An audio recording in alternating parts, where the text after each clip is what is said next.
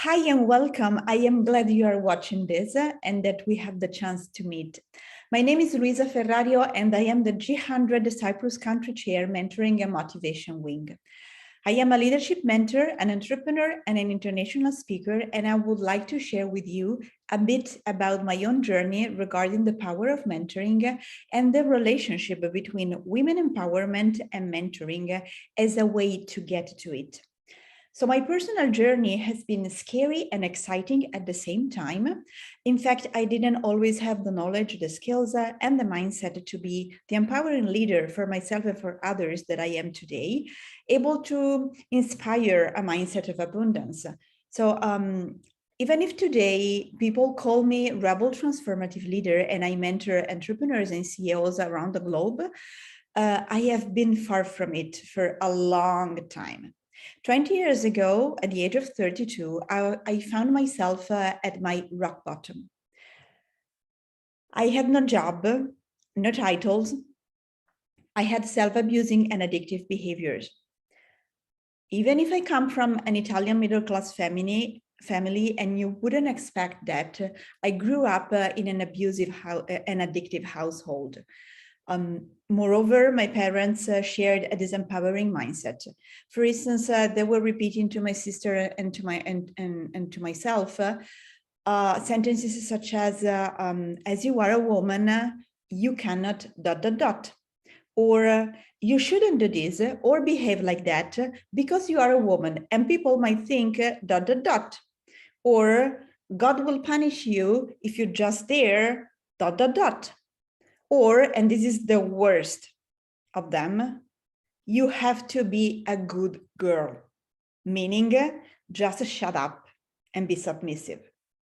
So for me, as a highly sensitive human being, that meant to constantly live under threat, wanting to run away, but unable to move or to act, and at the same time trying to please, align, and agree to avoid more pain. So today, I know that as a kid and a teenager, I had to find my own mix of reactions to survive. In that traumatic environment, I didn't have the chance to feel safe, to feel acknowledged, nor empowered. And that deeply affected how I was perceiving and treating myself, as well as my performance at school, my lifestyle, and later on, how I was running my own business. So, and that has been my narrative till 20 years ago, when I woke up one day to realize that none of the important areas of my life were working. My marriage was not working, my health was not working, my finances, my company. I felt so hopeless and I couldn't see any future for myself, nor for my business, and no way to move forward. So that was the day I hit my rock bottom. But that was also the day I came across my first self-help book, Chicken Soup for the Soul by Jack Canfield. And I can still see myself reading that book of hope, because in just 1 week, I saw my life opening up to meaning and to possibilities. Because I was reading about people who have been already there where I was, and so they have been able to put their life back on track and to succeed and thrive. So that was my calling, and my intention was now loud and clear: to step out of the valley of despair, to unleash my potential, and to lead myself from my zone of genius. So what did I do? I made the scary but exciting and deliberate choice to put myself first. To put myself first. I invested €1,000 a month, €1,000 20 years ago were a lot of money, on a 2-year program. So you can do the math. With a leadership and business mentor, I didn't have those money, but I was so confident I could actualize them along the way if I was meant to impact the world. So what did I do again? I started to train my skills and mindset on coaching, leadership, self-mastery, emotional freedom, and countless of other programs to master deep transformations for myself and then for others, for other leaders, and for their organizations and for their teams as well.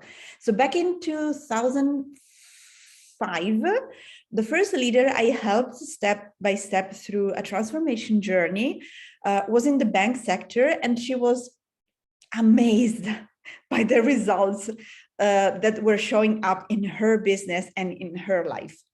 So going through this unprecedented, powerful journey, I learned that not putting myself first doesn't contribute. Not stopping to please everyone around me doesn't contribute. Not asking for my needs and desires doesn't contribute. Not speaking up and defining my own boundaries doesn't contribute. Not accomplishing my vocation and showing up as the leader I truly am doesn't contribute. I know it's crazy, but they do not contribute. So meanwhile, not only my business took off, but I also put my personal life back on track.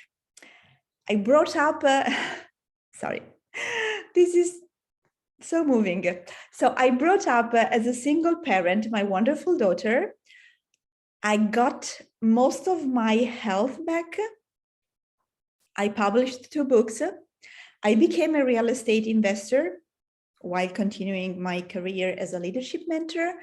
I moved out from my home country to work and live abroad. And today I am proud to share that I help CEOs and entrepreneurs to fall in love with their leadership in order to build relationships of mutual contribution with their teams, with their businesses that are based on trust, on awareness, on intentional choice, on authenticity, and on kindness. And since then, and for almost 20 years, I have been helping top leaders of SMEs, of Fortune 500 and world-leading organizations from 20 plus countries to activate and implement powerful transformations, and not only to be there for anyone else, but more than anything else, to really put themselves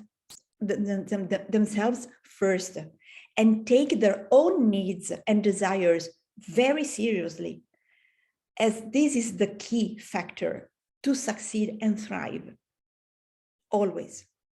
So one of my leading beliefs is that human beings are perfectly gifted. My point is that we are the good, the bad, and the horrible, and we are able of doing the good, the bad, and the horrible. This means that we can be whoever and whatever we choose to be. And I also believe that human beings are inborn change makers. We are transformation powerhouses, but we might not be activated yet to produce a desired outcome. So sometimes we just need an activator, as just a mentor can be, that helps us trigger and ignite our inborn abilities to transform ourselves and feel accomplished. I also believe that a fulfilling transformation can only take place when we are willing to choose intentionally. So today, I believe, yes, I can. I believe everything is possible. I believe I am not what happens to me, but life happens for me, for my learning, for my fun, for my joy, and as a contribution. So this is why, besides being a leadership mentor, an entrepreneur, a trusted advisor to board and C-suites, I am the G100 Cyprus Country Lead Mentoring and Motivation Wing, and I am so committed to empower you and other women worldwide. Oh, And do not tell me that you are not enough educated to accomplish amazing things and to live in your zone of genius, and that you are not good enough, because this is a lie. I can tell you, darling, this is a lie. And this is an excuse. On top of all the above that I just mentioned, I have fibromyalgia, I am dyslexic, and I didn't attend any universities.